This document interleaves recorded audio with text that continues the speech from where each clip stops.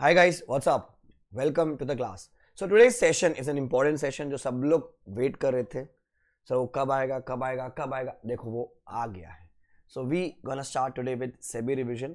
तो SEBI को हम जनरली पढ़ते नहीं हैं, तो मैं ना रेगुलर में ना मैं मेरे फास्ट ट्रैक में लेता हूँ and I keep it as a revision session.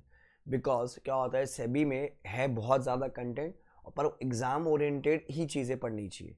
क्योंकि क्या होगा, आपके पास जो बाकी जो क्रक्स है जो मैंने आपको करा रखा है वो आपका फोटे है, उसमें से आप ऑलरेडी आप वहाँ पर 60-70 तक का मार्क का अपना बैठ जाता है कि अपन वो करने वाले हैं. एंड अब सेबी जब आ जाएगा तो सेबी की जो वेटेज होती है इट्स अप्रॉक्सीमेटली 8 to 10 मार्क्स. कोशिश ये होती है कि हम इसको ऑप्शन में निकाल लें जितना वो निकाल सके. बट क्या होता है, जैसे एमसीक्यू का जो पार्ट है 1-2 मार्क का मान लीजिए एमसीक्यू में आएगा, और सेबी में हर अटेम्प्ट में कुछ ना कुछ अमेंडमेंट आती है. तो सेबी एक्ट में कम आती है, पर जो सेबी का जो एलओडीआर का जो पार्ट है उसमें ज़्यादा अमेंडमेंट आती है. So whether you have studied through me in a regular batch और थ्रू फास्ट ट्रैक, और you have studied from someone else, और आपने यहाँ पे सेल्फ स्टडी की है, जो भी किया है, आप सब के लिए ये लेक्चर है. तो इसके आई थिंक 2 पार्ट बनेंगे, एक सेबी एक्ट बनेगा और एक सेबी एलओडीआर बनेगा. तो मोटा मोटी आई थिंक वो 2-2.5 घंटे में खत्म हो जाना चाहिए, 2-2.5 घंटे में खत्म होना चाहिए. मैं इसको मॉड्यूल से कराऊंगा. People who have my book also सब will be doing it from the module.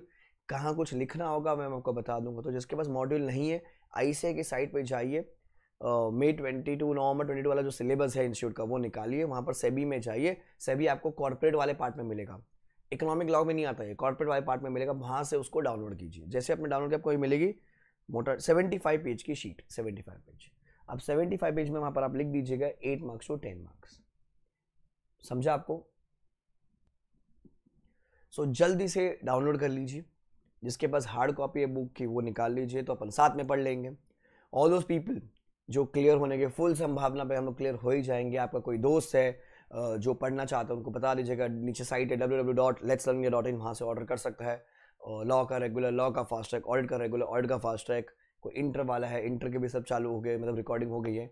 Anyone who is appearing group 2 in the next attempt, तो you can watch equal law lectures. Optional वाला जो ओपन बुक एग्जाम है, I think 65-70 hours का वो video है, record हुआ है पूरा, एंड लेटेस्ट रिकॉर्ड हुई है. अच्छा, अगले हफ्ते से मैं नया बैच लॉन्च कर रहा हूँ for live fast track. That's face to face in Mumbai and at home anywhere in India. तो अगर कोई बच्चा है जो देना चाहता है मई 23, नवंबर 23, मई 24, तो 3 अटैम्प्ट तक वो लोग 3 अटैम्प्ट वाले आ सकते हैं. लाइव होगा, live at zoom. And main book मिलेगी जो अपनी हैंड रिटन बुक है वो, प्लस एक एमसीक्यू बुक, एक question book. Close to 120-130 hours का वीडियो होगा. ये 2-2.5 महीना चलेगा. 100% बैकअप, कभी कुछ मिस हुआ कोई टेंशन नहीं है. घर बैठे देखो, मज़ा आएगा. तो जो लोग लाइव अटेंड कर चुके मैंने उनको पता होगा क्या धमाल होती है हमारी, तो हम करेंगे. और बाकी अभी आप लोग आ जाइए. तो understand, we want do it from the perspective of exam oriented. हम कोई इसको इन डेप्थ में खोदने नहीं दिए, क्योंकि ये एक ऐसा चैप्टर है जैसे क्या क्या अपन ने पूरा जो मसाला है, जो मेन सब्जेक्ट है वो अच्छे से पढ़ रखा है आपने. अच्छा, people have come from someone else, मतलब जो आप किसी और से पढ़े तो वो लॉ के वीडियोस ऑलरेडी प्लेलिस्ट बना के रिकॉर्ड करके डाले हुए हैं, वो आप देख सकते हो. सेम है, कोई चेंज नहीं है. अलग से अमेंडमेंट का वीडियो, तो अमेंडमेंट मेजरली एलओडीआर में, बाकी कहीं भी चेंज नहीं है. और एक निधि कंपनी की अमेंडमेंट थी जो आपके इस अटेम्प्ट के लिए एप्लीकेबल है. तो उतना देख लो, बहुत है. पास हो जाओगे, पास हो जाओ. साथ में उसके हैंड रिटन नोट्स में वो वीडियो 1 में नीचे वीडियो डिस्क्रिप्शन में आपको मिल जाएंगे. अगर कहीं पे वहाँ पर नहीं मिले तो गो टू letslearnindia.in, वहाँ पर एक टैब होगा फ्री रिसोर्सेज, वहाँ से आपको बहुत सारे नोट्स है जो आपको चाहिए आप ले सकते हो. कूल है? पसंद आए तो do share with your friends so that maximum लोग तक ये पहुँचे. तो सर सेबी में 2 पार्ट होते हैं, एक होता है सेबी का पार्ट और एक होता है एलओडीआर का पार्ट. तो अभी इस वाले पार्ट में मैं आपको करा रहा हूँ एलओडीआर वाला पार्ट. ठीक है, तो इससे पहले आ जाइए page 1 cut, page 2 cut, important definition cut, यहाँ पर आ जाइए कट. अब जो बहुत सारे, अरे सर कटवा रहे, फाइनल सी है ये सर, ऐसे कैसे कटवा दोगे? और यही बच्चे 4 जगह और बोलेंगे अभिषेक बंसल तो कटवाता है, कटवाता है. भाई देखो, अगर नहीं काटोगे तो क्या होगा, फिर एग्जाम में कट जाता है. अंडरस्टैंड यार, 8 मार्क का वेटेज का चैप्टर, एग्जाम में डेफिनेशन थोड़ी पूछता है हम लोग से. जब पता है पूछता ही नहीं है तो साला आज पढ़ने का क्यों? पेपर पूरा केस बेस्ड होता है, पूरा केस बेस्ड होता है. ये थोड़ी पूछा लर्निंग आउटकम मतलब क्या है. बहुत सारे बच्चे अंडर, अरे अच्छा ये पढ़ेंगे, अरे ये पढ़ने को मिला, अरे वाह वाह वाह सर वाह. अरे भाई टाइम वेस्ट होता है सब में. जब पता है आपको एग्जाम में नहीं आना तो आप उस दिन एग्जाम में रिवाइज नहीं करोगे. जब रिवाइज नहीं करोगे तो साला पढ़ने का है क्यों अपने को? नहीं पढ़ने का. पीपल हु हैव अटेंडेड, या तो अपने वाले घर पे या फिर दूसरे वाले घर पे, उनको पता है. पेपर पूरा सॉल्व होता है। मैंने पूरा पिछले अटेम्प्ट का पेपर मैप करवाया है, आरटीपी रिकॉर्ड हो गई है, आरटीपी मैप करवा दी कि कहाँ से क्या आया हुआ है। ठीक है, 5% 10% मानते कि नया आएगा, क्योंकि वो तो हर सब्जेक्ट में आता है ना। वो तो भाई आईसीए का इतना तो होगा ना, कुछ तो पूछे नया, नहीं तो बोल देंगे अरे यार कैसा हो गया आईसीए, सेम ही पूछ रहे, वाह। नया पूछ रहे तो तकलीफ है भैया, पुराना पूछ रहे तो तकलीफ है। तकलीफ तो जिंदगी में रहने वाली है, क्रिटिक्स तो हमेशा रहने वाले। जिनको समझता है कि भाई एग्जाम ओरिएंटेड पढ़ के जाने का, पास हो जाए, अपन डिग्री अपने हाथ में आ जाए, बाद में अपन ले लेंगे नॉलेज, सही जा रहे हो आप, सही जा रहे हो। ठीक है, तो ये पहले के 2-3 पेज कट हो जाएंगे। अब सीधा आ जाइए एलओडीआर के पार्ट पे। LODR starts on page number है 50। पहला पेज कट, जय माता दी।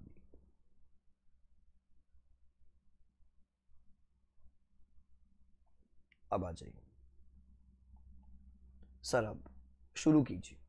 देखो क्या होता है, सेबी इंडिया में जितनी भी लिस्टेड एंटिटी है, पूरा चैप्टर किसको एप्लीकेबल होगा सर? सबसे पहले लिस्टेड एंटिटी को एप्लीकेबल, किससे सबसे पहले किसको एप्लीकेबल? लिस्टेड एंटिटी को ही एप्लीकेबल होगा सर। कहां पर? Stock exchange. कौन से स्टॉक एक्सचेंज? 2 ही है, BSc NSC, Bombay stock exchange, national stock exchange, वही हमारे रिकॉग्नाइज है। ऐसे तो बहुत सारे हैं सर, पर रिकॉग्नाइज कितने सर? 2 ही है खाली, उनको ये एप्लीकेबल होगा। उन पे जो भी एंटिटी लिस्टेड, उन्होंने क्या लिस्ट करवा रखा है? अपना ये सब लिस्ट करवा रखा है, तो उनको ये एप्लीकेबल होगा। सर सेबी एक्ट भी करने का, एलओडीआर भी करेंगे। सर एलओडीआर होता क्या है? एलओडीआर होती है हमारी listing obligation and disclosure requirement. क्या होती है बच्चों? Listing obligation disclosure requirements regulation 2015। आप एग्जाम में एलओडीआर मत लिखिएगा, क्योंकि देखो एक क्वेश्चन सेबी एक्ट से आता है, एक क्वेश्चन एलओडीआर से आता है। एलओडीआर मत लिखिए, पूरा लिखिए, listing obligation disclosure requirements bracket में, फिर रेगुलेशंस कॉमा 2015, ये पूरा लिखना, तो जाके वो उसको एक प्रेजेंटेशन मिलता है, अच्छा मार्क्स देने का मन करेगा। नहीं तो उसको क्या पता एलओडीआर क्या होता है? एलओडीआर तो कुछ भी और भी हो सकता है ना भाई, इसको समझ रहा होगा। अपन तो एलओडीआर की ही बातें करेंगे खाली, तो एग्जाम में पूरा लिखने का। तो ये ध्यान रखना, अनलेस अनटिल कुछ स्पेसिफाइड, ये चैप्टर कुछ कभी खाली किसको एप्लीकेबल है? लिस्टेड एंटिटी को। जिसने क्या कर रखा है? अपनी ये सारी चीजें लिस्ट कर रखी, तो उसको पहला पॉइंट बनाएंगे applicability.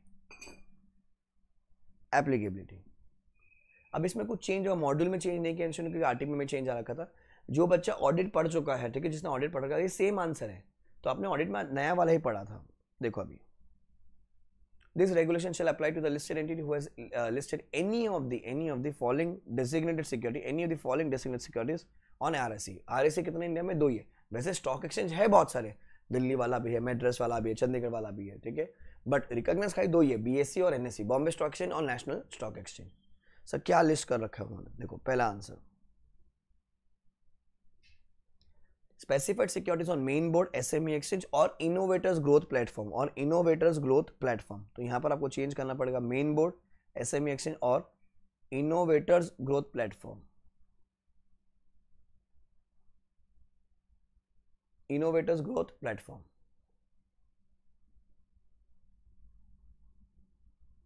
Number 2, non convertible securities हो गया, इंडियन डिपॉजिट रिसीट्स हो गया, सिक्योरिटीज डेट इंस्ट्रूमेंट हो गया।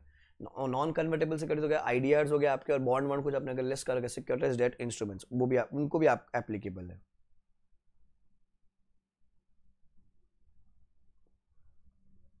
नॉन कन्वर्टेबल सिक्योरिटीज, बाकी सब कट हो जाएगा। मॉड्यूल अपडेट नहीं किया बेटा उन्होंने। Indian deposit receipts, securities debt instruments, फिर क्या कहता है सर? सिक्योरिटी रिसीट वो तो सेम ही है पूरा। यूनिट्स ऑफ म्यूचुअल फंड और मेरा favourite any other, units of mutual fund और एनी अदर। आईडीआर हो गया, सिक्योरिटीज डेट इंस्ट्रूमेंट हो गया, सिक्योरिटी रिसीट्स हो गया, यूनिट्स ऑफ म्यूचुअल फंड हो गया, and any other security specified by RBI. Clear?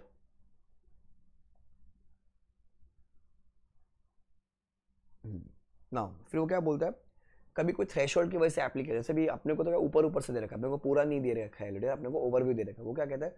The provision of this regulation will become applicable to listed entity on the basis of market cap. It shall continue to apply such entities even if they fall below such threshold. मतलब once applicable forever, ऐसा मान के चलने का कि भैया अगर आपको थ्रेशोल्ड वाला एप्लीकेबल हुआ, अभी अगले साल आपकी थ्रेशोल्ड गिर गई, स्टिल आपको कोड एप्लीकेबल होगा, स्टिल आपको एलओडीआर एप्लीकेबल होगा।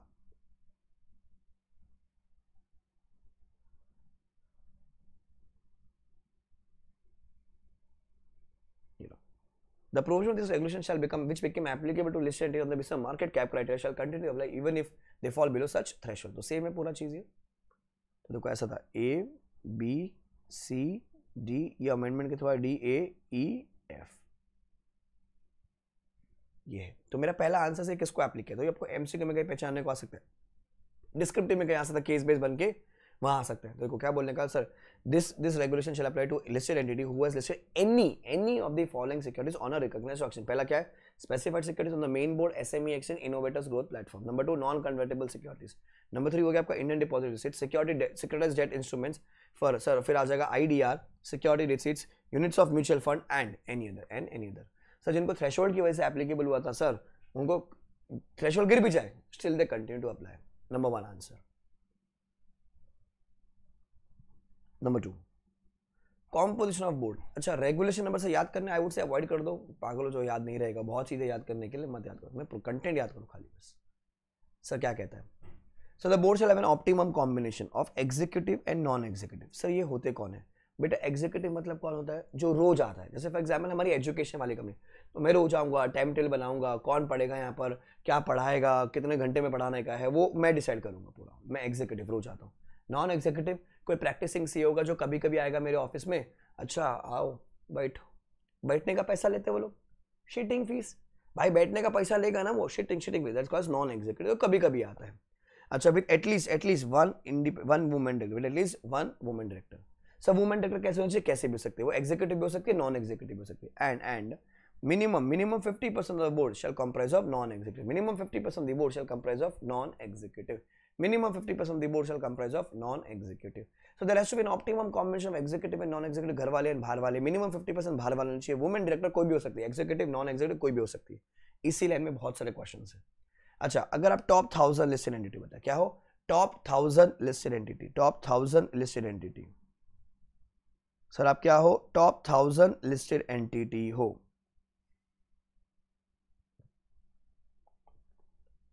तो क्या होगा आपको, सर अगर आप टॉप 1000 लिस्टेड एंटिटी हो, सर आपके बोर्ड पे कौन होना चाहिए, वन इंडिपेंडेंट वुमेन डायरेक्टर। कौन होना चाहिए sir, one independent women director, मतलब बाहर वाली, नॉन एग्जीक्यूटिव, बाहर मैंडेटरी हो जाएगा।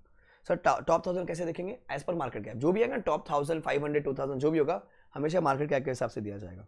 तो ये मैं लिख लेता हूँ, बाद में आप कहीं नोट कर लीजिएगा जहां से ये आएगा। तो टॉप 1000 कैसे याद करने का, टॉप 1000 पहली बार पढ़ा है, पहला पॉइंट पढ़ा है, टॉप 1000 कितनी चाहिए अपने को, one independent women director, mandatory, मतलब वो वुमेन होनी चाहिए, मैंडेटरी वो इंडिपेंडेंट होनी चाहिए, मैंडेटरी मतलब एटलीस्ट एक हो चाहिए, ज्यादा भी कर लो पर एक और एक बहुत है सर, एक कोई संभाल लो सर, है ना बॉयज, एक ही संभलती नहीं, जिनकी शादी और उनको पता होगा, सॉरी बट ये है तो क्या करेंगे। आफ्टर द लेक्चर मेरे को लेक्चर मिलने वाला है, top 1000 will have one independent woman director, top 1000 will have one independent woman director, top 1000 will have an independent woman director, MCQ में आ सकता है। क्लियर हो गया आपको इतना चीज। फिर अब ये ध्यान से देखना, इट सेज अगर चेयरमैन इज नॉन एग्जीक्यूटिव, बेटा देखो कैसे याद करेंगे, अगर मेरा चेयरमैन एग्जीक्यूटिव है या नॉन एग्जीक्यूटिव है, मतलब बोर्ड का चेयरमैन, बोर्ड ऑफ डायरेक्टर्स का चेयरमैन, एग्जीक्यूटिव है नॉन एग्जीक्यूटिव, मतलब घर वाला है बाहर वाला है। मैं कहता हूं सर अगर एग्जीक्यूटिव चेयरमैन है, घर वाला है, अक्कल लगाओ, घर वाला तो मेरे को इंडिपेंडेंट डायरेक्टर ज्यादा चाहिए कि कम चाहिए, ज्यादा चाहिए कम चाहिए। सर अगर चेयरमैन घर वाला है तो सर वो तो पंचायती लेके बैठा रहेगा, अपने मारवाड़ी गुजरात में कहता है बाहर लगाई चारपाई बैठो, अरे आवा तुम भी आवा, बैठा रहेगा वो अपने हिसाब से, इसके लिए ये लेकर आओ उसके लिए वो लेकर आओ। सर इंडिपेंडेंट डायरेक्टर मेरे को ज्यादा चाहिए, इंडिपेंडेंट डायरेक्टर मेरे को ज्यादा चाहिए, कितना, half of board should be ID, half of board should be ID. But अगर चेयरमैन बाहर वाला है, कौन है बेटा, नॉन एग्जीक्यूटिव है, कौन है बेटा, नॉन एग्जीक्यूटिव है, नॉन मतलब बाहर वाला है, तो इंडिपेंडेंट डायरेक्टर कम, क्योंकि बाहर वाले आ रहे हैं ना संभालने सारी चीजें, तो half of board, sorry 1/3 of board, क्या बोलोगे बेटा, 1/3 of board will be ID, will be ID. अगर चेयरमैन मेरा घर वाला है, चेयरमैन अगर मेरा घर वाला है तो मेरे को बोर्ड पे कितने लोग चाहिए, half should be ID, ID ज्यादा चाहिए। अगर नॉन एग्जीक्यूटिव तो 1/3 should be ID. So half मतलब सर 50% हो गया, 1/3 मतलब सर 33.33% हो गया। पर सर क्या है, मेरा चेयरमैन है नॉन एग्जीक्यूटिव। क्या है बेटा? Non executive.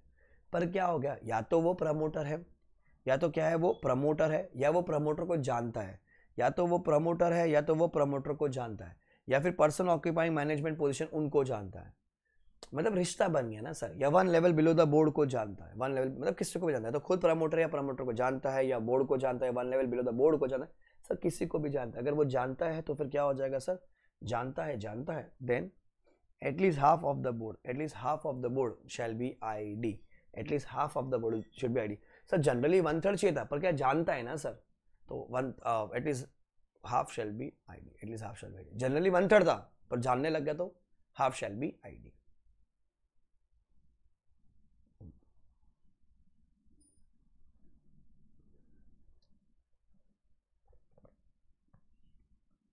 फिर ये वाले पॉइंट को लिख देता अपन RTP. RT means read if time permits. समय अगर आपको आज्ञा देता, ऐसी चीजें पढ़ सकते हो। Then number 2, the board of top 2000 shall comprise of minimum 6 directors, minimum 6 directors.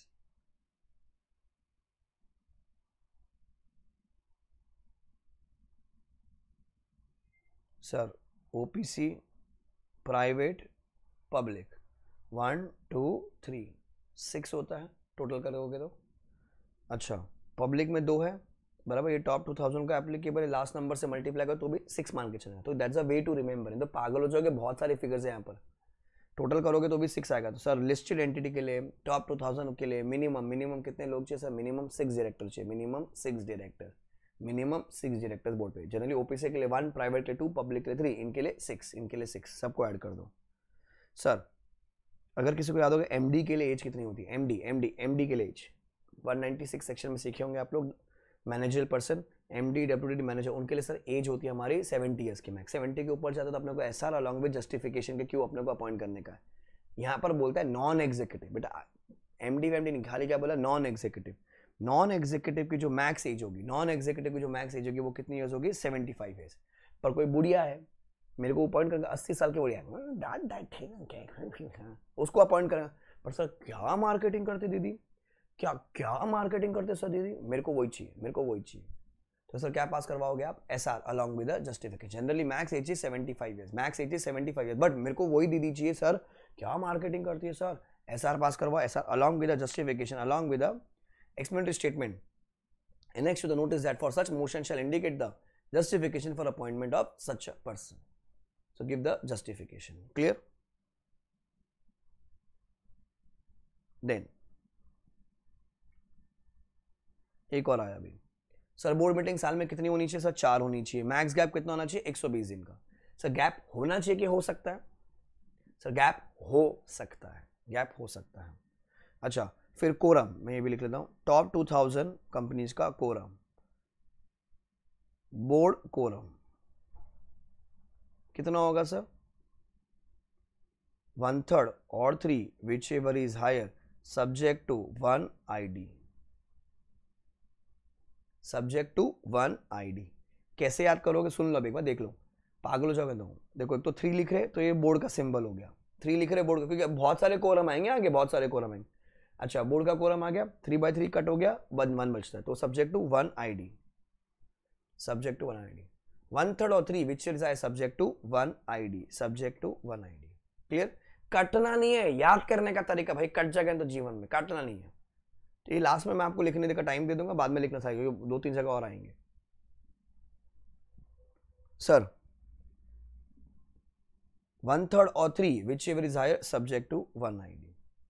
Sir, review of compliance report. The board will periodically review compliance report of all the laws applicable to the company. Sir board क्या करेगा sir? Evaluation करेगा independent director, evaluation करेगा independent director. तो एक ये point है। तो देखो पेपर में तो अपने को क्या है, पूरा केस बेस है जिस पे प्रोविजन है, तो ये आपका हो गया आंसर नंबर 2।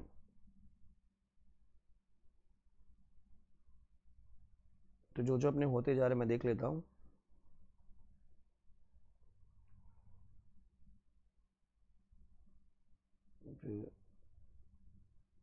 इससे कोई फर्क नहीं पड़ रहा। रेगुलेशन 17A में आएगा अभी, इसी में आएगा।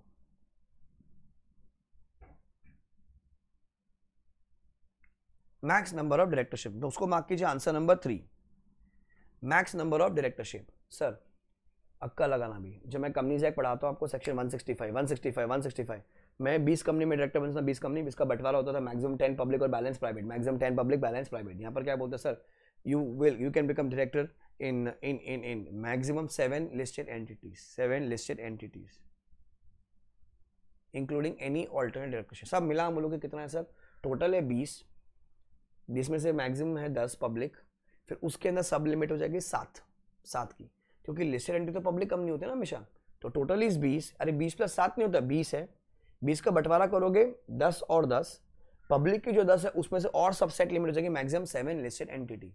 अच्छा आपको आईडी बनने का है तो person shall not serve ID in more than 7 listed entity. अब person shall not serve ID in more than 7 listed entities. Logical है।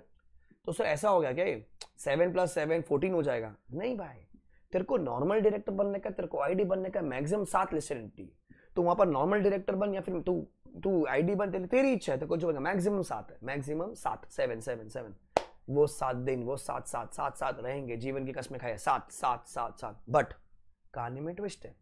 ए बाबू तुम क्या हो, तुम किसी कंपनी के एमडी हो, तुम किसी कंपनी के डब्ल्यूटीडी हो, तुम किसी कंपनी के एमडी हो, तुम किसी कंपनी के डब्ल्यूटीडी हो, तो जनरली तुमको 7 का लिमिट है कि तुम 7 जगह आईडी बन सकते हो। But because you are MD और WTD of any company, you can become ID in max 3 listed entity, sir तो यहां मैं लिखता हूं company shall have minimum, listed company लिखते हैं, तुम लोग बाद में कॉपी करना, listed company shall have minimum 6 directors and individual can be director in max, ये सब लास्ट डे फटाफट क्विक रिवीजन के लिए 7 लिस्टेड कंपनीज, बट डायरेक्टर फिर एक और point, he can B ID in max 7 listed company. 7 + 7 ने सब मिला के 7 है, ठीक है, ध्यान रखना। But if he is MD और WTD देन मैक्स कितना बेटा, 3 लिस्टेड कंपनी। फिर if chairman of board executive है, या इधर ही बना दे जगह बचेगा, एग्जीक्यूटिव है या नॉन एग्जीक्यूटिव है। सर घर वाला है तो फिर at least half of board shall be ID, या अगर नॉन एग्जीक्यूटिव है तो सर कम चाहिए अपने को, at least 1/3 of board shall be ID. But if non executive chairman is promoter या रिलेटेड टू प्रमोटर, या फिर related to board or 1 level below board, then half of board shall be ID,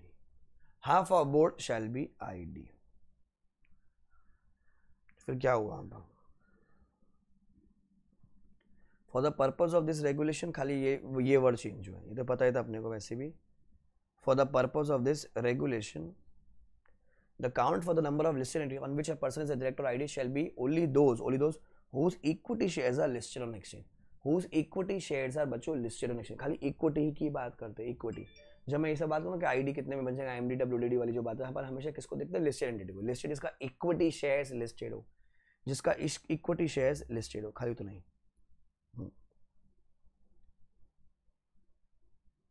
then 1 हो गया, 2 हो गया, 3 हो गया। Fourth, max number of membership. Fourth answer is max number of membership. कितनी company? Sir you can be a member in max 10 committees. Sir, member in max 10 committees. Chairman of max 5 committees.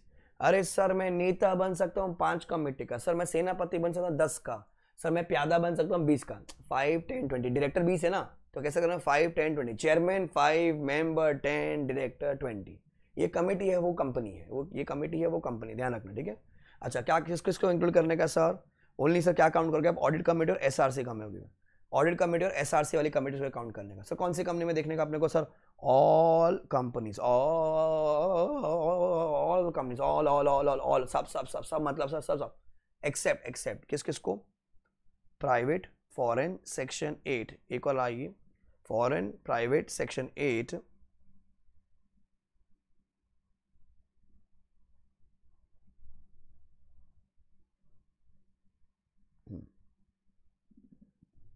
High value debt listed entity, क्या आएगा, high value debt listed entity, high value debt listed entity.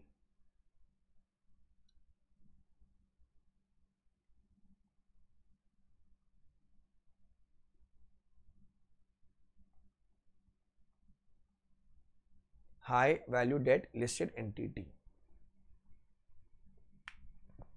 लिख लीजिए।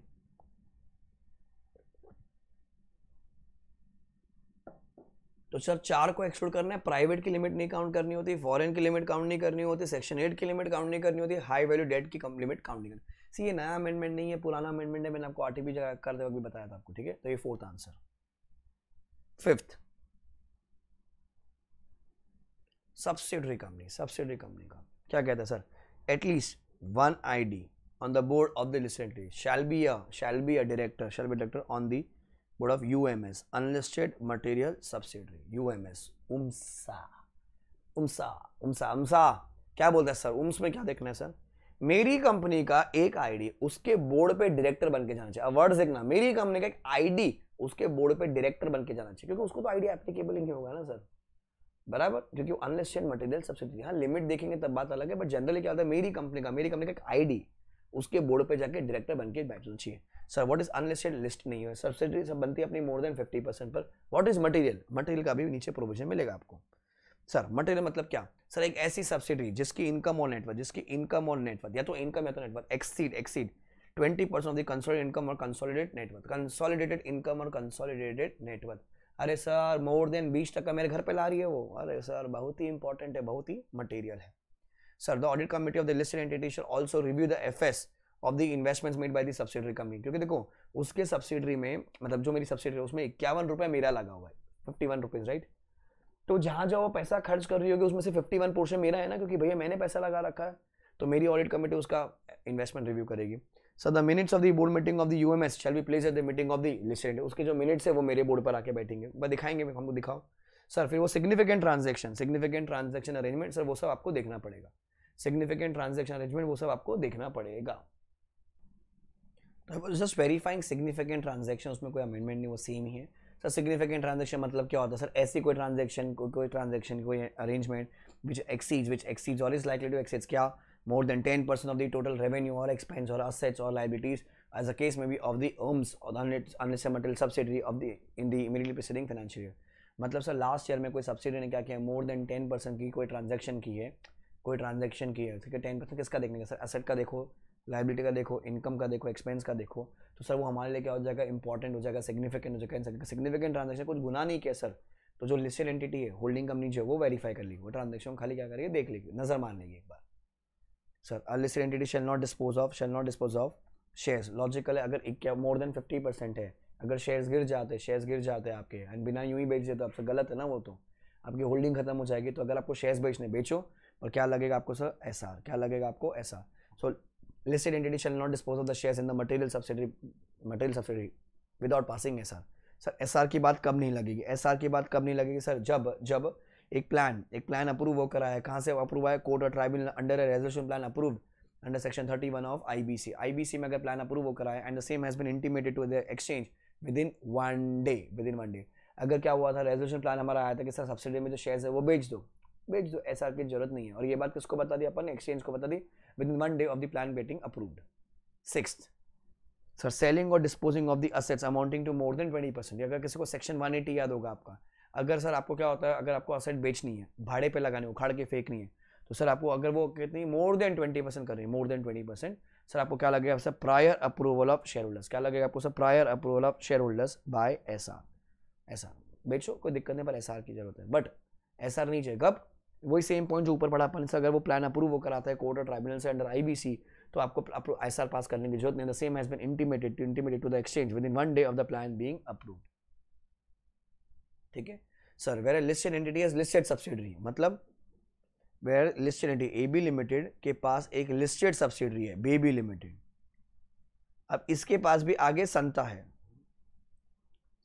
तो ये भी listed है, ये भी लिस्टेड है, तो ये जो प्रोविजन है पूरे जो भी अब तक मैंने आपको पढ़ा है 6 पॉइंट, ये कौन देखेगा सर, बेबी दिखेगी विद रिस्पेक्ट टू संता कौन होनी चाहिए, मेरी अनलिस्टेड मटेरियल सब्सिडरी, तो कौन देखेंगे, बेबी लिमिटेड। देखो वेयर अ लिस्टेड एंटिटी मतलब AB limited has a listed subsidiary मतलब BB limited which itself is a holding company मतलब BB limited, the provision of this regulation shall apply to the listed subsidiary insofar as subsidiaries are concerned, मतलब अगर वो UMS है तो provision applicable होगा, तो this is answer number 5।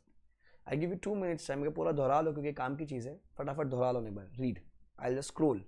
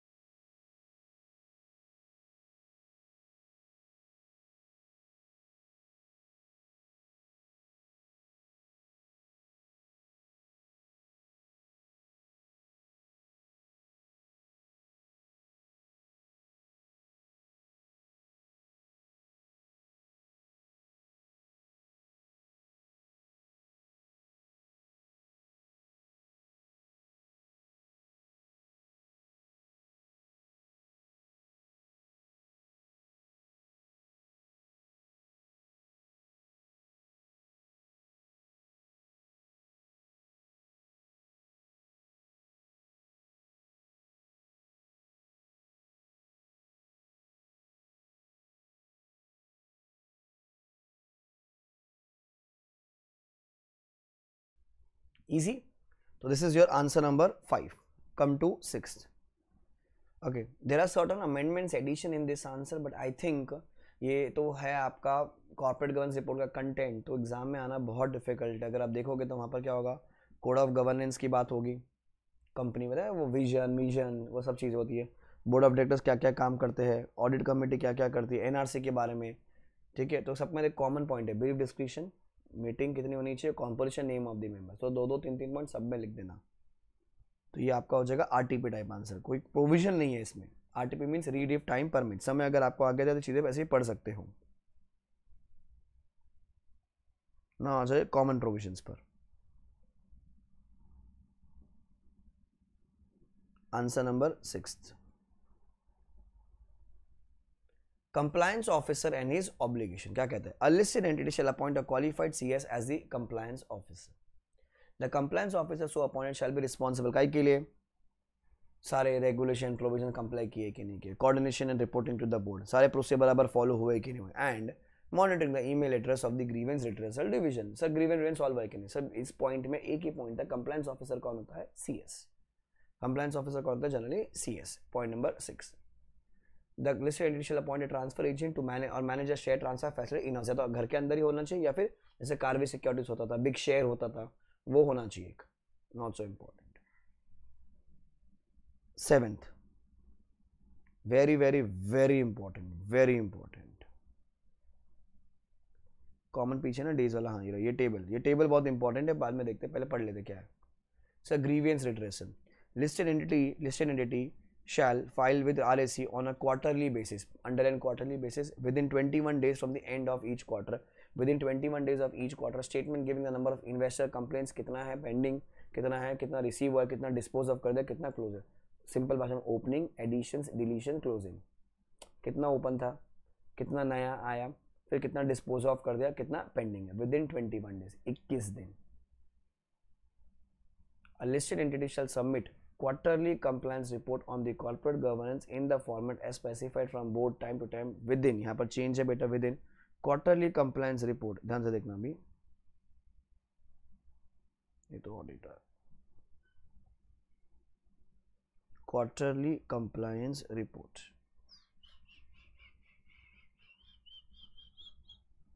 21 days from the end of the each quarter. 21 days from the end of the each quarter हो गया. अभी क्या हो गया बेटा? 21 days from the end of the each quarter. देखो, listed entity shall submit quarterly compliance report on corporate governance, ठीक है, within 21 days from the end of each quarter.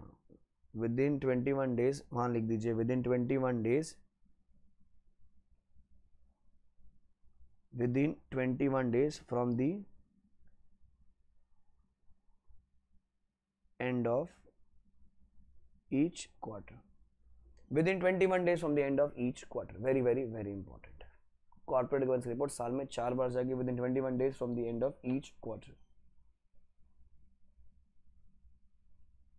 Then listed entity shall submit a holdings of securities and shareholding pattern for each class of securities. कितने दिन? 1 day prior to the listing of securities on quarterly basis within 21 days from the end of each quarter. Common point है हर जगह पर. अच्छा sir, within 10 days अगर capital restructure होता है, if the change exceeds 2% of the total paid up capital. तो sir आपको एक्सचेंज को बताना आपके जब शेयर होल्डिंग पैटर्न चेंज हो रहा है. Sir 1 day prior to the listing of securities, फिर हर क्वार्टर 21 दिन. फिर जब मोर देन 2% अगर चेंज होता है तो within 10 days from the change, within 10 days from the date of change. Important. फिर स्टेटमेंट ऑफ डिविएशंस, ये आपको बताना है. A listed entity shall submit to the stock exchange on quarterly basis. Sir कुछ भी deviation है, जो भी अपन ने पैसा उठा रखा है वहाँ पर मार्केट से, ठीक है, आपने पैसा कहाँ खर्च कर रखा है, क्या प्रोजेक्शन, सब बताना. Indicating the deviations, use of proceed from the object stated in the offer document और explanatory statement. Sir indicating category wise variations between कहाँ अपन ने प्रोजेक्ट यूज करना था, कहाँ अपन ने डाला है, कितना प्रोजेक्शन में डिफरेंस है, कहाँ अपन ने एक्चुअल यूज किया, जो भी डिफरेंस है वो आपको एक्सचेंज को बताना है क्वार्टरली. Very important. नेक्स्ट वाला point, listed entity shall submit quarterly and year to date standalone FS to the exchange within 45 days from the end of quarter. Within 45 days from the end of quarter other than the last quarter. last quarter कुछ और आएगा. Sir with in 45 days from the end of the each quarter. तो इसमें main है 21 दिन जो corporate governance की report है. आपके जो रिजल्ट्स है बेटा वो क्वार्टरली और जाएंगे ईयर टू मतलब फाइनेंशियल स्टेटमेंट वाले. and year to end channel on FS within 45 days from the end of the each quarter other than last quarter. तो सबका समरी यहाँ पर दे रखा है. पहले में आएगा कॉर्पोरेट गवर्नेंस रिपोर्ट, ये टेबल में चेंज हो गया, 21 दिन है, 21 दिन. इन्वेस्टर कंप्लेंट भी आपको 21 दिन में रिपोर्ट करनी है. ओपनिंग, पेंड, रिसीव, डिस्पोज, क्लोजिंग. 21 दिन में शेयर होल्डिंग पैटर्न बताने का for each class of securities. 1 day prior बताना लिस्टिंग से पहले, या अगर सब ज़्यादा चेंज होता है तो सर 10 डेज के अंदर, within 10 days. More than 2% change होता है तो सर 10 डेज है. तो 21 चला, खाली 10 डेज यहाँ पर अलग से लिखेंगे अपन. एक तो 1 डे प्रायर लिस्टिंग के भी तो लिस्ट होने जाओ से पहले बताओ, और एक 10 डेज में जब चेंज होता है तो फिर quarterly and year to date channel on FS again वो 45 डेज है अदर देन लास्ट क्वार्टर. अच्छा, फिर जब तक आपका प्रोसीड्स ऑफ इशू मतलब पब्लिक इशू से पैसा आया था जब तक वो यूज हो जाए, तब तक अगर आपने सोचा था कि अपन पैसा मशीनरी के लिए यूज करेंगे, एक्सपांशन के लिए आपने कहीं और यूज किया, डिविजन है वो बताते रहेंगे. ये इंपॉर्टेंट चीज है. पूरा टेबल इंपॉर्टेंट है, एमसीक्यू में है प्लस डिस्क्रिप्टिव में है. 7वां आंसर. 8th. हाँ, ये सब चीज आप लोगों को इतना मेजर कंटेंट ऑडिट वाली एलओडीआर में नहीं, अपने को लॉ में इतना है. 8th. इसमें भी बहुत ज्यादा बहुत सारे एमसीक्यूज हैं, बहुत सारे. क्या कहता है देखो sir, the listed entity shall also intimate to the exchange. क्या क्या बताने का अपने को, very important sir, at least 5 days in advance intimate कर दो हमारा sir, in which the financial results in the financial which quarterly, half yearly, annual as a case may be is due to be considered. At least 5 days in advance उनको बता दो कि देखो हम लोग अभी है ना मीटिंग होने वाला है, अभी हम लोग उसमें क्या करने वाले, हमारे quarterly, half yearly, annual results consider करने वाले हैं. At least 2 working days in advance, excluding the date of, ये सब एमसीक्यू में खेला हो सकता है, and date of the meeting, excluding the date of meeting and date of interview, वो हटा के ठीक है. प्योर 2 working days, ऊपर प्योर 5 working days. काई के लिए सर, काई के लिए सर, बाईबैक करवाना है हमको, कुछ प्रपोजल फॉर वॉलंटरी डीलिस्टिंग कराने का sir, fund raising by further public offer, right issue, ADR, GDR कुछ करने का अपने को sir, declaration recommendation of the dividend की बात करेंगे sir, issue of convertible securities की बात करनी है, बोनस सिक्योरिटी से कुछ बात करनी है अपने को सर. 2 working days पहले उनको इंटीमेट करना पड़ेगा. 5 दिन पहले काय के लिए इंटीमेट करने का अपने को कंसिडर करने वाले अपन हाफ ईयरली रिजल्ट कि मैं आपको इंटीमेट कर रहा हूँ.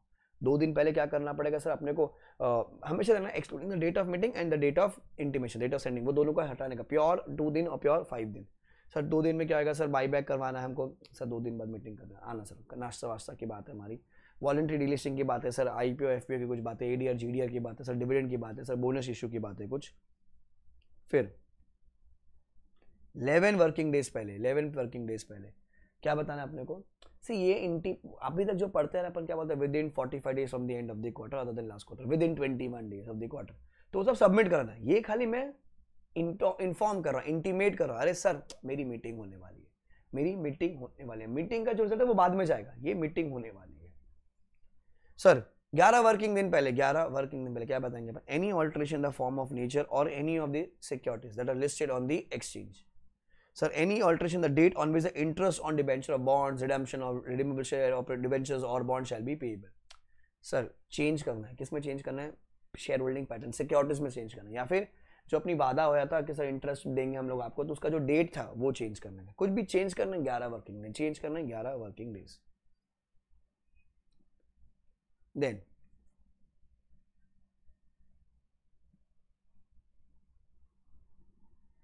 record date or the date of closure of transfer book, record date का intimation. The registered entity shall give notice in advance at least 7 working days, excluding the date of meeting and the date of intimation recorded to the exchange of recorded, specifying the purpose.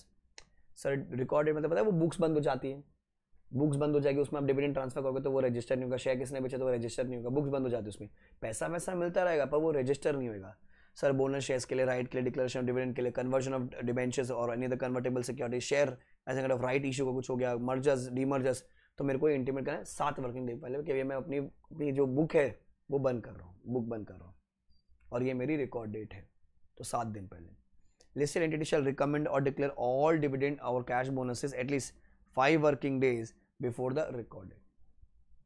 Sir, आप record date से पहले 5 दिन पहले आप dividend जो recommend करना है कर दीजिए 5 दिन पहले के दिन. मीटिंग की बात है बेटा 2 working days, 2 working days, ये मीटिंग की बात है. डिक्लेरेशन करना है आपको 5 दिन पहले ऑफ द रिकॉर्डेड. रिकॉर्डेड की बात कब बताना है, 7 दिन पहले. टाइम पास देख रहे हो, पहले 7 दिन पहले बताओ रिकॉर्ड डेट है, फिर रिकॉर्ड डेट पता चल गई, उससे 5 दिन पहले आप क्या कर दो, आप डिविडेंड डिक्लेयर कर दो. अच्छा, मीटिंग है हमारी डिविडेंड के लिए, 2 दिन पहले बताओ, तो डिविडेंड की सारी चीजें लिंक्ड है. 752 वेबसाइट. एनी चेंज, ये भी एग्जाम में आता है, any change in the content of the website shall be intimated within 2 working days from the date of such change in the content, within 2 working days, within 2 working days. ठीक है, ये भी exam में आया था। अब देखो 2 दिन पहले क्या बताना sir, proposal for buyback, voluntary listing हो गया सर, फंड रेजिंग हो गया, डिविडेंड की बातें हो गई, इशू ऑफ कन्वर्टेबल सिक्योरिटीज हो गया, बोनस की बातें हो गई, सारी चीजें सर। फाइनेंशियल रिजल्ट्स 5 दिन पहले, ये सब मीटिंग के बाद 7 days working prior to the record date is notice of record date and the purpose of record date, 7 दिन पहले। ठीक है, then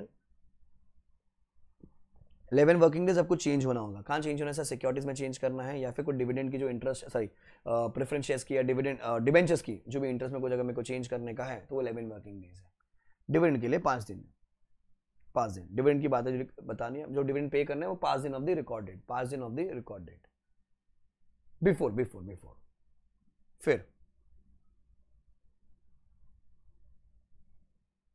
next very important MCQ, 9th answer.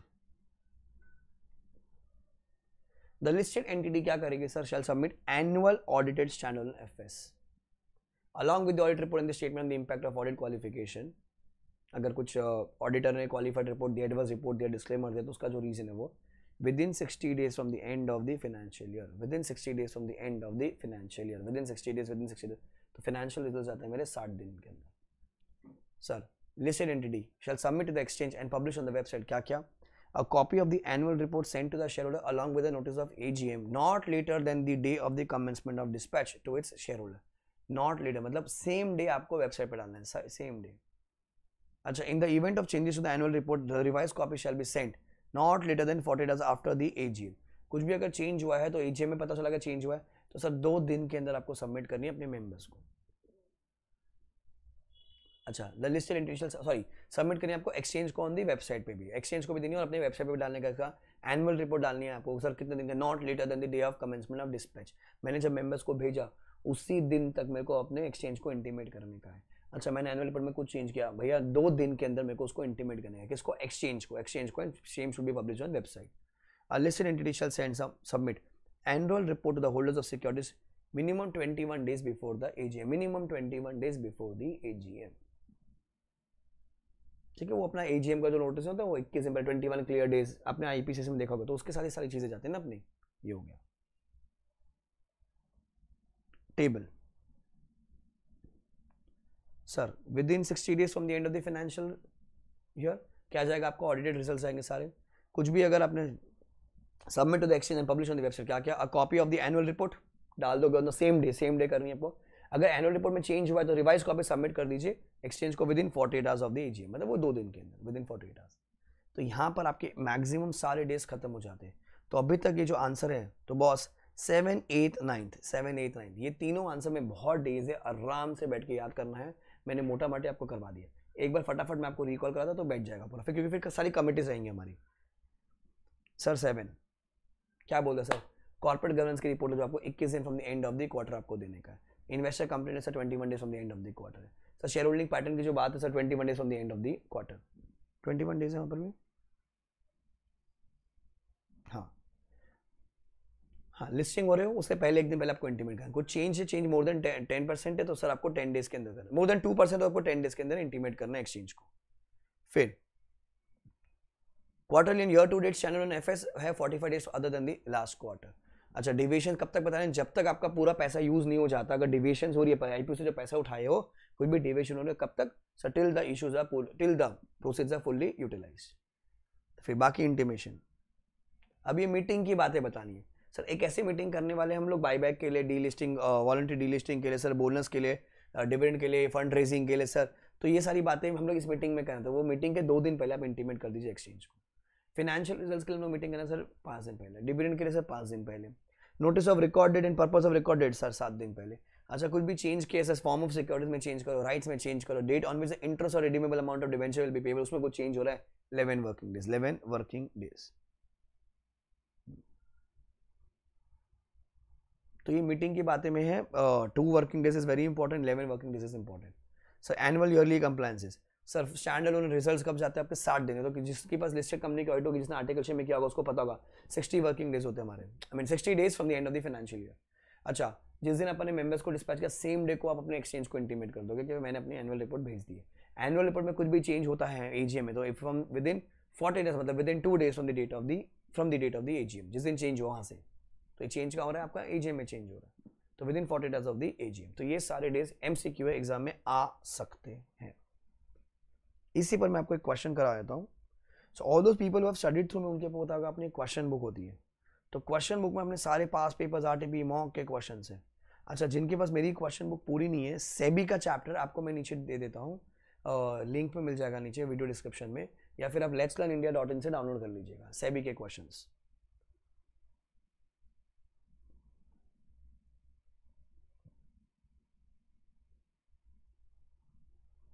तो ये अपना दिसंबर वाला रिजल्ट था, इतने लोगों को ऑडिट में एग्जाम्पशन से, इक्वल लॉ एग्जाम्पशन से, लॉ एग्जाम्पशंस, ये अपने रैंकर वैंकर सारे, ये जुलाई वाला रिजल्ट था,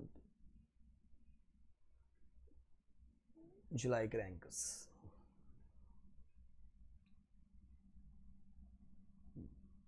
ये एग्जाम क्वेश्चन 25, तो 24 क्वेश्चन है सेबी के, इतना ढंग से कर लो, आराम से इसी में से घूमेगा चीजें।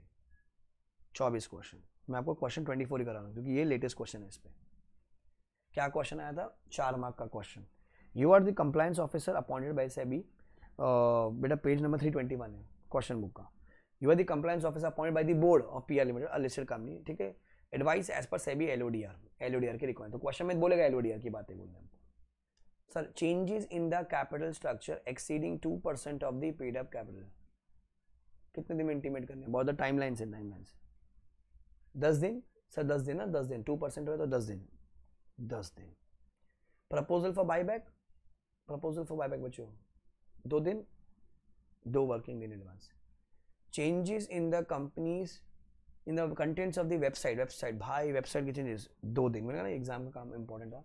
रिकॉर्ड डेट 7 दिन है वहां पर, रिकॉर्ड डेट और the date of closure of transfer book 7 working days. Days याद लिखने थे, 4 मार्क का answer. Latest question, latest question, ठीक है। कम टू क्वेश्चन 21,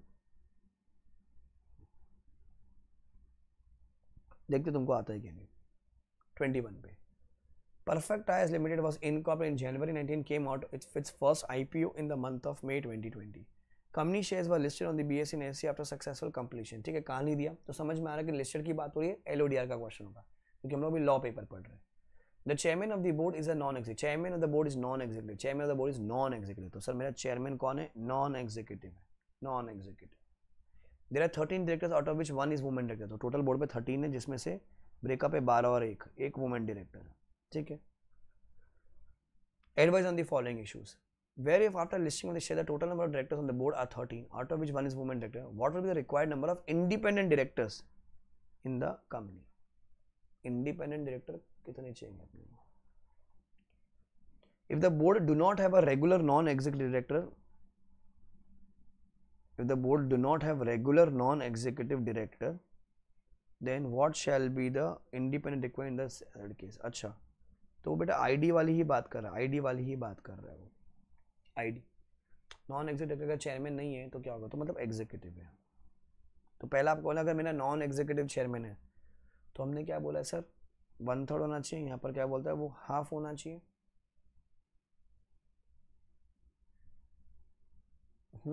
अब इसने 1 वुमेन डायरेक्टर बोला है, इंडिपेंडेंट, उससे फर्क नहीं पड़ रहा, आपने तो चेयरमैन की बातें बतानी है।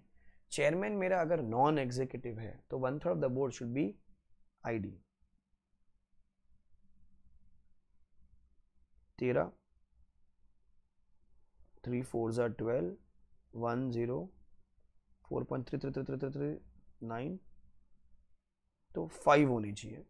पहले वाले क्वेश्चन का आंसर में 5 होना चाहिए। दूसरे में अगर 13 है तो हाफ, 6 12 1 0 5, तो भी 7, तो 7 होना चाहिए। 5 और 7, 5 आईडी चाहिए पहले वाले क्वेश्चन का, और दूसरे में 7 आईडी चाहिए। पहले वाले में 5 आईडी चाहिए, दूसरे वाले में 7 आईडी चाहिए। देख लो टफ है भाई, सेबी बहुत टफ है, मार्केट में बहुत हवा है, बहुत हवा है भाई। देखो पास पेपर के क्वेश्चंस किए अपन है, पास पे concept clarity is very important. अगर आपके कॉन्सेप्ट क्लियर है भैया आप कर सकते हो, ठीक है। तो ये शीट मैं आपको दे दूंगा, जो लोग मुझसे नहीं पढ़े हैं या जो लोग सेल्फ स्टडी कर रहे हैं, अपने वाला आपके पास तो पूरी क्वेश्चन बुक है ही नहीं, ठीक है। किसी को अगर पूरी क्वेश्चन बुक बाई करने तो you can go to let'slearnindia.in, आपको पूरी क्वेश्चन बुक वहां मिल जाएगी बुक्स के सेक्शन में। बाकी खाली सेबी के क्वेश्चन वो आपको देना है, वीडियो डिस्क्रिप्शन में भी रहेगा और लेट्स लर्न इंडिया से भी आप डाउनलोड कर सकते हो गया भाइयों और बहनों। ऐसे ही क्वेश्चन आते हैं, ऐसे ही क्वेश्चन एग्जाम में आते हैं।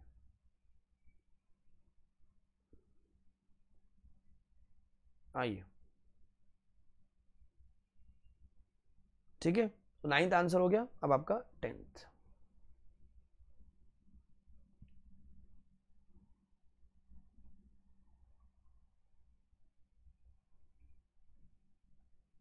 Compliance report on corporate governance. Sir quarterly compliance report to be submitted, वापस से चेंज करो उसको, within 21 days from the end of the quarter. अपन ऑलरेडी पढ़ चुके। एनुअल कंप्लायंस रिपोर्ट कब जाएगी sir? Within 6 month from the end of the financial में be submitted along with the second quarter report. तो main मेरे लिए 21 दिन, क्योंकि वहां पर पहले 15 था, अभी वो 21 डेज हो गया। 11th के लिए मैं क्या बोलता हूँ, कॉमन पढ़ने का डिस्टिंग्विश वाला पॉइंट, डिस्टिंग्विश सीधा ये पढ़ने का। अच्छा ये एमसीक्यू में काम किया, मोर इंपॉर्टेंट है ऑडिट पेपर में, ऑडिट पेपर में क्योंकि अपने को पूरा थ्योरी वाला चैप्टर है वहां पर, वहां आ सकता है। सर एलओडीआर के audit committee is applicable to all listed entities. 177 की किसको एप्लीकेशन? सर ऑल लिस्टेड को and unlisted public. Unlisted public में 3 चीजें चेक करनी, paid up capital, turnover, loans, ठीक है। Minimum 10 crore, minimum 10 crore. Sir turnover minimum 100 crore. Loans, borrowings, deposits, debenture. Loans, borrowing, deposit, debenture बेटा exceeding 50 crore है, ये एक्सीडिंग 50 करोड़ है, एक्सीडिंग 50 करोड़ है। ये 177 वाला कंपनीज एक्ट का 177 limit once applicable be apply for 3 consecutive examination पाने के लिए। पिछले 3 सालों में कंडीशन कॉन्ट्रवेंट नहीं होनी चाहिए, कंडीशन अगर कॉन्ट्रवेंट होती है तो आपको एप्लीकेबल नहीं होगा। मतलब आज के में अगर एक बार एप्लीकेबल तो applicable for 3 years. Sir minimum देखकर 3 बैठेंगे, मिनिमम देखकर 3 बैठेंगे। यहाँ पर बोलता है 2/3 शुड बी आईडी, यहाँ पर बोलते हैं मेजोरिटी शुड बी आईडी। सारे के सारे लोग पढ़े लिखे होने चाहिए, सारे के सारे लोग पढ़े लिखे होने चाहिए। यहाँ पर majority including chairperson should be पढ़ा लिखा, should be able to understand, read understand FS. So chairperson including ID should be present at the AGM. Chairman should be financially literate. Comparative पढ़ लो, वही शॉर्ट नेट है, वही आपका MCQ है, exam में कुछ भी आ सकता है। सर कंपनी का जो सीएस है वो इसका कमेटी का सीएस होगा। सर मीटिंग 4 बार होगी साल की, मिनिमम, मैक्सिमम गैप 120 दिन हो सकता है। सर कोरम कितना है? 1/3 और 2 whichever is higher subject to 2 ID, 1/3 और 2 which is higher subject to 2 ID। And the committee में invite other finance executives of the company to the meeting. Internal auditor को बुला सकता है, वो स्टैट ऑडिटर को बुला सकता है, head of the finance function को बुला सकता है। सर नहीं भी बुलाएगा तो भी चलेगा, क्योंकि उस मीटिंग में आके बैठेंगे सब, पर वोट देने का खाली एक ही आदमी कौन है? ऑडिट कमेटी के जो मेंबर्स हैं। किसको है बच्चों? जो ऑडिट कमेटी के मेंबर्स, उन्हीं को है ना बेटा। क्लियर? चलो तो मैं भी स्क्रॉल करूंगा, आप इतने रीड करोगे, बहुत सिंपल से एक बार फटाफट रिकॉल करवा देता हूँ।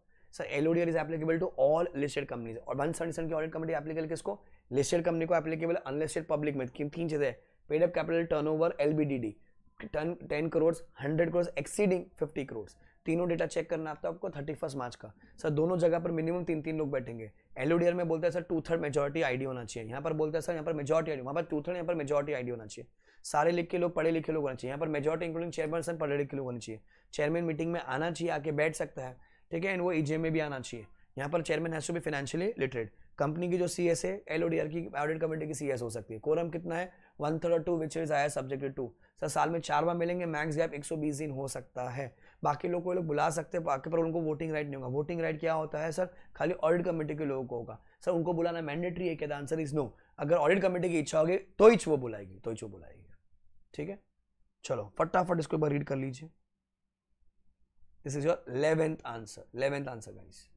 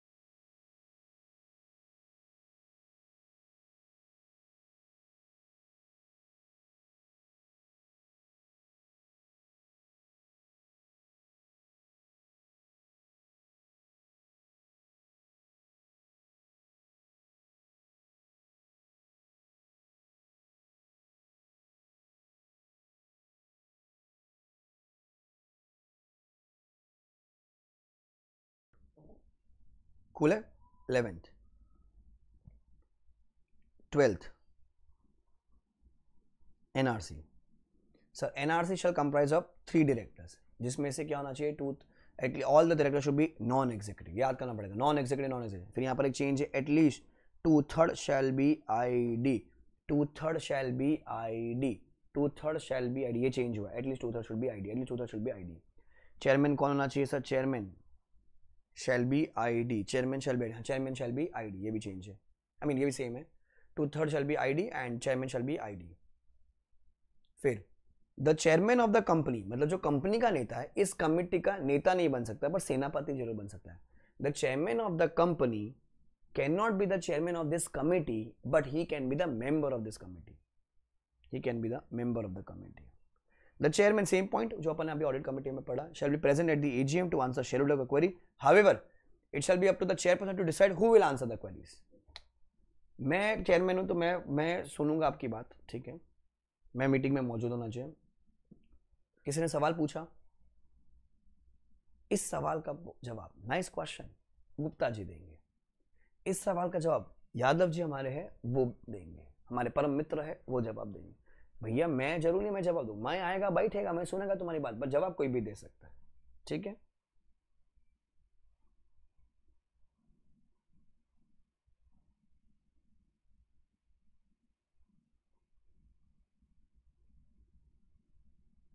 फिर एनआरसी क्या करता है sir, NRC shall meet at least once in a year. Quorum क्या है सर, 1/3 और 2 whichever is higher subject to 1 ID. Audit committee में अलग है, ऑडिट कमिटी में 2 आईडी था ना, ऑडिट कमिटी में 1/3 और 2 which is higher subject to 2 ID. यहाँ पर क्या है, 1/3 और 2 विच एवर इज हायर, हमेशा हायर चलेगा quorum, at least 1 ID, at least 1 ID. Board में था 1/3 और 3 which is higher subject to 1 ID, यहाँ पर है 1/3 और 2 whichever is higher subject to 1 ID, subject to 1 ID.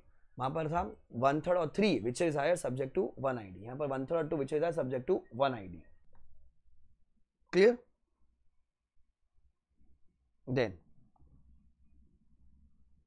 13th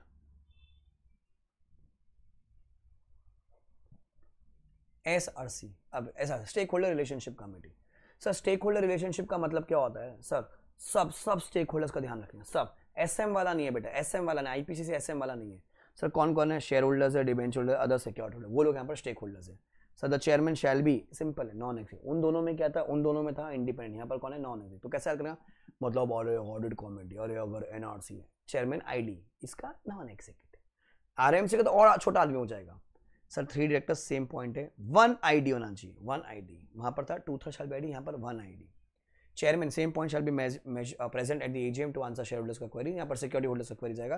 they shall meet at least once in a, they shall meet at least once in a, ये भी once in a. Audit committee 4 बार, board की meeting 4 बार, board की meeting 4 बार। 14th answer RMC.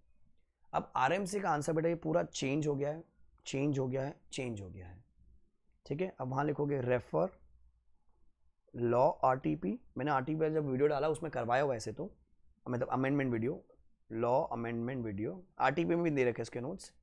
Page number मैं आपको बता देता हूँ, पेज नंबर आता है इसका, इसमें से तो है ही नहीं, आपको आरएमसी का आंसर मिल जाएगा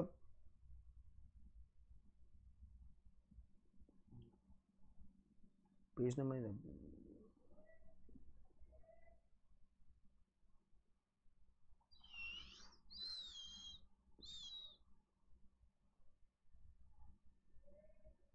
one second,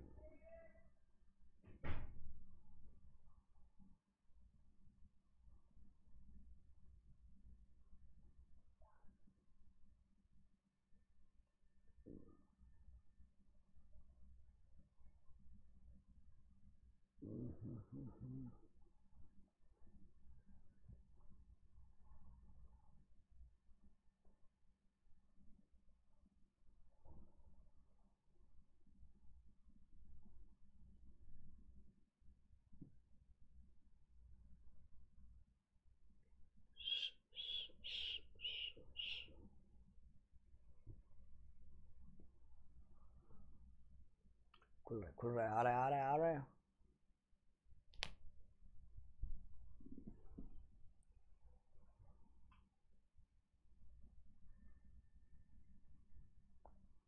that's on page number RMC का जो आंसर है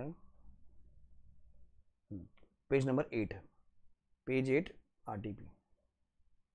मतलब अभी उसमें रिवीजन टेस्ट पेपर है, अपना वाला आरटीपी मत लेके चलना। पेज 8 रिवीजन टेस्ट पेपर्स, ये पूरा चेंज हो गया। ये आपने ऑडिट में ऑलरेडी पढ़ रखा है, पर किसी को अगर ऑडिट में एग्जामिनेशन है तो सर फिर क्या करेगा, तो इसीलिए उसको अपने को भी पढ़ाना पड़ेगा। क्या है देखो सर, रिस्क मैनेजमेंट कमेटी क्या करेगी सर, रिस्क को मैनेज करती है। तो the board shall consider RMC, कितने लोगों ने, same point, minimum 3 directors, out of which majority shall be board members, majority shall be board members. Sir majority खाली अगर बोर्ड रहेंगे, आईडी वाईडी नहीं है, पर मेजॉरिटी शैल बी बोर्ड बोला अभी तक तो बाकी लोग कौन होंगे, अदर सीनियर एग्जीक्यूटिव, मतलब एम्प्लॉयज ऑफ द कंपनी। अगर 7 लोग हैं, 7 में से 4 कौन होगा सर, 4 बोर्ड होगा, 3 एम्प्लॉय हो जाएंगे, प्रोडक्शन हेड, फंक्शनल हेड, वो हो गया। खाली एक आईडी चाहिए मुझे, खाली एक आईडी। ऑडिट कमेटी में 2/3 आईडी था, एनआरसी में 2/3 आईडी चेंज हो गया है। जो सर एसआरसी में मेरे पास एक आईडी है, यहाँ पर भी एक आईडी है, यहाँ पर भी एक आईडी है, ठीक है। In case of listed company having superior right equity shares at least 2/3 shall be ID, 2/3 shall B. अगर आपका सुपीरियर राइट इक्विटी शेयर जहाँ पर वोटिंग राइट ज्यादा मिलता है तो आपका 2/3 shall be ID. Sir the chairman of the RMC, the chairman of the RMC कौन होना चाहिए sir, shall be the member of the board and other senior executive shall be the members of the committee. तो बाकी जगह पे chairman हमेशा अपने क्या बोले, इंडिपेंडेंट डायरेक्टर होना चाहिए। एसआरसी में मैंने कहा नॉन एग्जीक्यूटिव होना चाहिए, यहाँ पर खाली क्या होगा, बोर्ड का मेंबर, बोर्ड का छोटे से कमेटी एकदम। सर साल में कितनी बार मिलेगी सर, ये लोग साल में 2 बार मिलेंगे, चेंज हुआ, साल में 2 बार मिलेंगे। मैक्स गैप 2 बिटवीन, ठीक है, in such a meeting is not more than 180 days, max gap is 180 days, max gap 180 days हो सकता है, मैक्स गैप 180 डेज हो सकता है।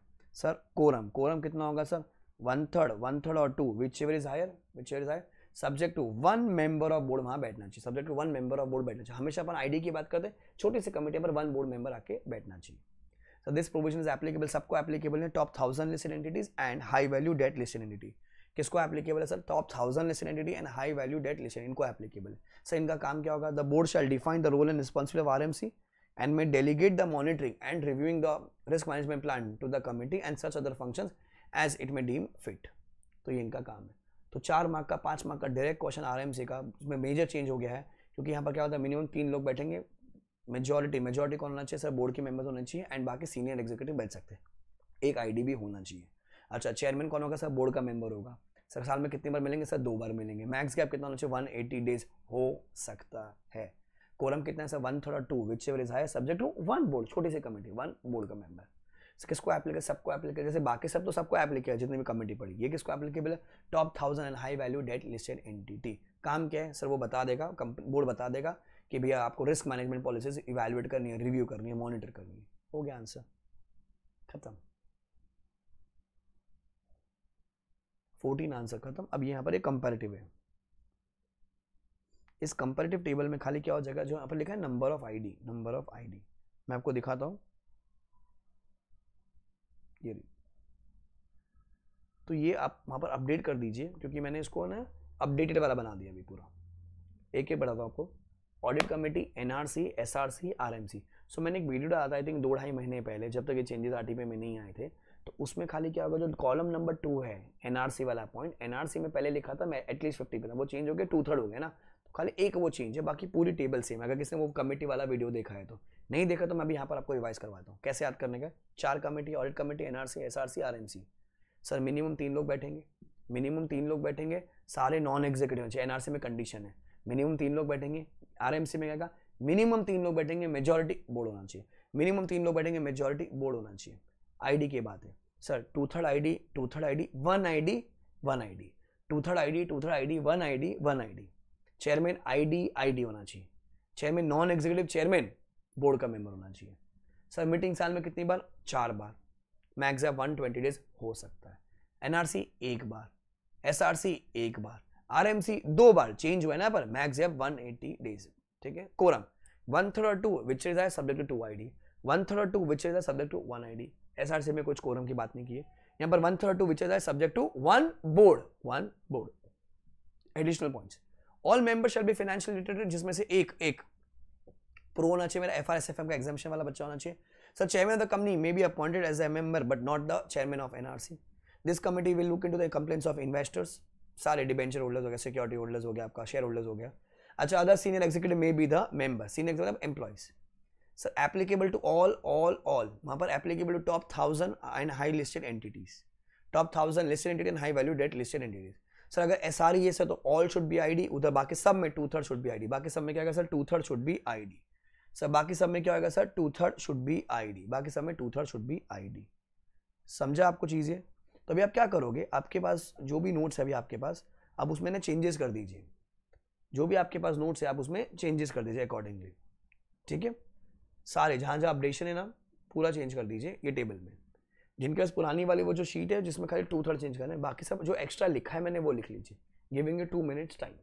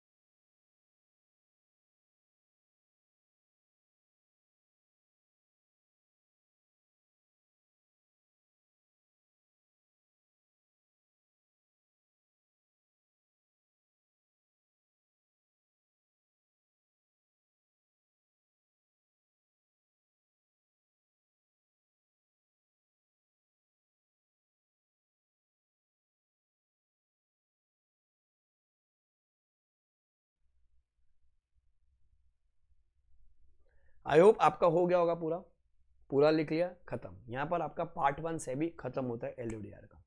मैं फटाफट रिकॉल करवाता हूँ जो भी अपन ने इस पूरे 1 घंटे के यूनिट में पढ़ा है, ठीक है? फटाफट अपनी बुक खोल करके, तो उल्टा शुरू करते हैं अपन, उल्टा शुरू करते हैं, रिवर्स आते हैं। सर सबसे इंपॉर्टेंट आंसर कमिटीज है, कमिटीज का कोई ना कोई आंसर आपको MCQ में डिस्क्रिप्टिव में दिखेगा। सर मिनिमम 3 लोग, मिनिमम 3 लोग, सारे नॉन एग्जीक्यूटिव मिनिमम 3 लोग, मिनिमम 3 लोग, मेजॉरिटी बोर्ड होना चाहिए। ID 2/3 should be ID, at least 2/3 should be ID, at least 1 should be ID and at least 1 should be ID। वहां पर भी सेम है। चेयरमैन कौन होगा? ID non executive member of the board, ठीक है? मीटिंग साल में 4 बार, मैक्स गैप 120 दिन, साल में 1 बार, साल में 1 बार, साल में 2 बार, मैक्स गैप 180 दिन। Quorum 1/3 or 2 which is subject to 2 ID, 1/3 2 which is subject to 1 ID, not mention anything, 1/3 or 2 which is subject to 1 board of directors। सारे मेंबर पढ़े लिखे होने चाहिए, एक प्रो होना चाहिए SFM FR का एग्जामिशन। चेयरमैन क्या होगा sir? Chairman may be appointed as the chairman of the company, may not be the chairman of this committee but member of this committee. This committee looks into the investor company. Sir senior executive क्या होगा? Member बन जाएंगे इसके। फिर applicable to all top 1000 and high value debt list entities. SRES है तो sir all should be ID, 2/3 should be ID, ठीक है? तो ये आपकी पीछे के पूरे आंसर्स हो गए। तो सारी कमिटीज हमारी रिवाइज हो गई। अच्छा, 10th आंसर था मेरा sir, report on corporate governance should be submitted with in 20 Mondays from the end of the quarter. Annual report जाएगी 6 महीने from the end of the financial year. 10th answer. Sir 9th answer था मेरा yearly compliances. Yearly compliance क्या बोलता है sir? जैसे आपके financial बन जाएंगे 60 दिन के अंदर from the end of the financial आप सबमिट करोगे एक्सचेंज को। सर एनुअल रिपोर्ट जैसे अपने मेंबर्स को भेजिए सर, उसके सेम डे आपको एक्सचेंज को भेजनी है। सर आपने एनुअल रिपोर्ट कुछ भी चेंज किया तो with in 48 hours of change आपको इंटीमेट करना है। तो 3 यहाँ पर एनुअल कंप्लायंसेस थे मेरे। सर मेरा फिर था वेबसाइट का चेंज 2 दिन है, ध्यान रखिए वेबसाइट का चेंज 2 दिन है। फिर इंटीमेशन, सर जिस बोर्ड मीटिंग में आप क्या कंसीडर कर रहे हो, बाईबैक की बातें करो, वॉलंटरी डीलिस्टिंग की बातें करो, फंड रेजिंग की बातें करो, डिविडेंड की कुछ बातें करनी है अपने को, कन्वर्टेबल सिक्योरिटीज की कुछ बातें करनी, इशू करने की, बोनस की बात करना है, सर विद इन 2 डेज आपको 2 डेज प्रायर आपको इंटीमेट करना एक्शन को, भैया मैं मीटिंग करने वाला हूं इस चीज़ के लिए, वेबसाइट में चेंज है, चेंज के 2 दिन बाद आपको इंटीमेट करना, ध्यान रखना। डिविडेंड अपने को डिक्लेयर करने का है, डिविडेंड तो 2 days from sorry 5 days, dividend की जो मीटिंग है वो 2 दिन है, मीटिंग है वो जो 2 दिन है सर। डिविडेंड आपको रिकमेंड करना है कितने के अंदर, within 5 working days before the recorded, sir recorded कितने दिन का इंटीमेशन कब जाएगा sir, 7 days prior to the recorded, 7 working days prior to the recorded. अच्छा कुछ भी ऑल्ट्रेशन करना है, चेंज करना है बेटा, चेंज करना है कुछ भी सिक्योरिटी में चेंज करना है, डिवेंचर्स के जो इंटरेस्ट है उसकी चेक करना है sir 11 working days. Sir closure of transfer book अपने बात करें 7 वर्किंग डेज, रिकॉर्ड डेट और क्लोजर ऑफ बुक्स की 7 वर्किंग डेज पहले आपको इंटीमेट करना है। फिर results sir 21 days from report on corporate governance, ये सबसे बड़ा चेंज है अपने बात कर लेता। इन्वेस्टर कंप्लेन भी 21 डेज पहले आपको intimate, 21 days from the end of the quarter intimate करनी है। सर शेयर होल्डिंग पैटर्न भी आपको 21 days from the end of the quarter intimate करना है। सर अगर मेजर चेंज हुआ है, मेजर चेंज करना मोर देन 10% तो आपको 10 दिन बाद इंटीमेट करना है। सर लिस्टिंग से पहले भी आपको इंटीमेट करना पड़ता है कि मेरा ये शेयर होल्डिंग पैटर्न है, 1 दिन पहले, लिस्टिंग के 1 दिन पहले प्रायर, बाकी सब 21 है, ध्यान रखना। अच्छा quarterly and year to date standard financial results आएंगे sir 45 days other than the last quarter. अच्छा सर आईपीओ से, पब्लिक इश्यू से, एफपीओ से अगर पैसा लेकर आए वहाँ पर डिविएशन है आपको इंटीमेट करना जब तक पैसा पूरा यूज नहीं हो जाता। तो this was the answer number 7। 6th answer sir आपको क्वालिफाइड सीएस क्या बनेगा, मेरा कंप्लायंस सेक्रेटरी बनेगा, compliance officer basically 6th। Sir 5th answer तो मेरा सब्सिडरी की बात है सर, एक मेरी लिस्टेड एंटिटी है, मेरी एक अनलिस्टेड मटेरियल सब्सिडरी, अनलिस्टेड मतलब अनलिस्टेड होनी चाहिए, सब्सिडरी मतलब मोर देन 50% मटेरियल मतलब वो मुझे इनकम दे रही है, उसका जो नेटवर्क है मोर देन 20% कंसोल इनकम और नेटवर्क। सो मेरा एक आईडी उसके बोर्ड पे जाके बैठेगा, सर उस मेरी ऑडिट कमेटी उसकी इन्वेस्टमेंट देखेगी, सर उसकी जो मिनट्स है मेरे बोर्ड पर आएगी। अच्छा हम लोग जो शेयर है वो बेच नहीं सकते, 50% कम नहीं कर सकते विदाउट एसआर। अच्छा एसआर वाली बात एप्लीकेबल नहीं है, कब सर जब प्लान अप्रूव हो गया, रेजोल्यूशन प्लान करते हो and the same has been intimated the action within one day, ठीक है। अच्छा आपको असेट बेचने से मोर देन 20%, सेम पॉइंट है, आपको ऐसा लगे, ऐसा की बात कब नहीं लगेगी सर, जब वो अप्रूव हो रखा है प्लान, रेजोल्यूशन प्लान अप्रूव हुआ है कोर्ट या ट्राइब्यूनल से, एंड सेम बात आप इंटीमेट कर दो एक्सचेंज को विद इन 1 डे। अच्छा सिग्निफिकेंट ट्रांजेक्शन तो भैया हमारी जो मैनेजमेंट है क्या करेगा, सिग्निफिकेंट ट्रांजेक्शन अगर एंटर कर रखा है तो सर जो होल्डिंग कंपनी वो उसको वेरीफाई करेगी। सर सिग्निफिकेंट ट्रांजेक्शन क्या होता है, it exceeds more than 10% total income, expenses, assets, liabilities. Then 4th maximum number of directorship, sir 5 है कमेटी के लिए, फिर 10 है, सर चेयरमैन है 5, मेंबर है 10, डायरेक्टर हुआ 20, ठीक है। अच्छा सर सबको इंक्लूड करने का एक्सक्लूडिंग, मतलब ऑडिट कमेटी और एसआरसी की बातें करेंगे खाली यहाँ पर, सब कंपनीज के लिए आप इंक्लूड करोगे एक्सक्लूडिंग 4 कंपनीज, प्राइवेट कंपनी हो गया, सेक्शन 8 कंपनी हो गया, फॉरेन कंपनी हो गया, हाई वैल्यू डेट सिक्योरिटीज हो गया। Sir max number of directorship, sir all directorship will be included including on alternate directorship, मैं 7 लिस्टेड कंपनी में डायरेक्टर बन सकता हूँ, अगर आईडी बनना है तो भी वो 7 ही है। अच्छा बट अगर मैं किसी कंपनी का एमडीडब्ल्यूडी था तो मेरे को 3 ही मिलेगा, किसकी बात करें, खाली equity shares whose company whose equity shares are listed on the exchange. Number 2 optimum combination होना चाहिए एग्जीक्यूटिव एंड नॉन एग्जीक्यूटिव का, सब जिसमें से मिनिमम 50% कौन होना चाहिए sir, non executive, minimum 50% non, और एक वुमेन डायरेक्टर होनी चाहिए, बट अगर मैं टॉप 1000 हूँ तो एक मुझे इंडिपेंडेंट वुमेन डायरेक्टर चाहिएगी। अच्छा सर अगर मेरा चेयरमैन एग्जीक्यूटिव है तो मेरे को half of the board should be ID, non executive 1/3 of the board should be ID. अगर मेरा नॉन एग्जीक्यूटिव चेयरमैन है तो सर पर उसका रिश्ता है, प्रमोटर है या प्रमोटर को जानता है, डायरेक्टर को जानता है, 1 लेवल बिलो द बोर्ड को जानता है, तो सर मेरे को क्या चाहिए, half of the board should be ID, max 875 ऐसे मेरे नॉन एग्जीक्यूटिव की, उसमें आईडी की भी 75 हो जाएगी क्योंकि नॉन एग्जीक्यूटिव भी मेरा आईडी होता है। अच्छा 75 के ऊपर जाना है आपको, उसको अपॉइंट करना है तो एसआर चेक, आपको SR check along with the justification. Sir साल की 4 बोर्ड मीटिंग होगी, बोर्ड मीटिंग भी 4 है, मैक्सिमम 120 डेज हो सकता है। कोरम कितना टॉप 2000 का, 1/3 और 1/3 और 3 which is subject to 3 cut हो जाएगा, 1 आईडी। अच्छा सर फिर वो बोलता है एक टॉप 2000 वालों में कितने डायरेक्टर चाहिए, मिनिमम 6 डायरेक्टर। सर एप्लीकेबिलिटी किसको, सर एक ऐसी कंपनी जिसने क्या फॉलोइंग सिक्योरिटीज लिस्ट कर रखी है, कहाँ पर, specified securities on the main board, SMX innovators growth platform, non convertible securities, IDR, securities debt instrument, security receipts, units issued by mutual fund और एनी अदर सिक्योरिटीज। एक बार एप्लीकेबल होगा हमेशा एप्लीकेबल हो जाएगा, खत्म। एलओडीआर में 14 आंसर है, खत्म हो गया आपका बॉस, फिनिश, समाप्त, जाला થઈ ગઈ, पति गई। कैसा लगा कैसा, तो 1 घंटे पूरा एलओडीआर होता है आपका आराम से। जब आपका रिवीजन हो जाएगा तो लास्ट का जो 10 मिनट है वो देखिएगा, आपको जो क्वेश्चंस है वो नीचे मिल जाएंगे, उसको सॉल्व कर लीजिए। 24 है जिसमें से 2 मैंने आपको करा दी है, इजी पार्ट है। अगला जो मैं पार्ट लेकर आऊँगा वो आएगा आपका मेन सेबी एक्ट का। I hope things are clear with you, हम क्या कर रहे हैं। ये 2 ही पार्ट देखने, तो आप अगर मुझसे रेगुलर पढ़े हो, अगर आप मुझसे फास्ट ट्रैक पढ़े हो, आप मुझसे कोई रिवीजन सेशन अटेंड किए हो, आप किसी और से पढ़े हो, आपका दोस्त कहीं और से पढ़ा है, आप सेल्फ स्टडी किए हो, भाई इतना देख लो, पक्का पता सारी चीज़ें कवर होती है। कूल है। Bye bye guys, take care, enjoy and aim for a rank और 70+ विच एवर इज अर्लियर। ठीक है, एक खाली ये चीज़ आप इसकी फ़ोटो खींच लीजिए, बाद में आप इसको लिख लीजिएगा, तो एग्ज़ाम के दिन क्विक रिविजन के लिए काम आएगा। फोटो इधर है,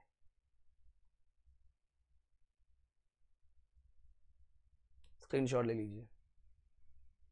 ठीक है, चलता हूँ बच्चों, दुआ में याद रखना। अगला video will be on part 2। Bye.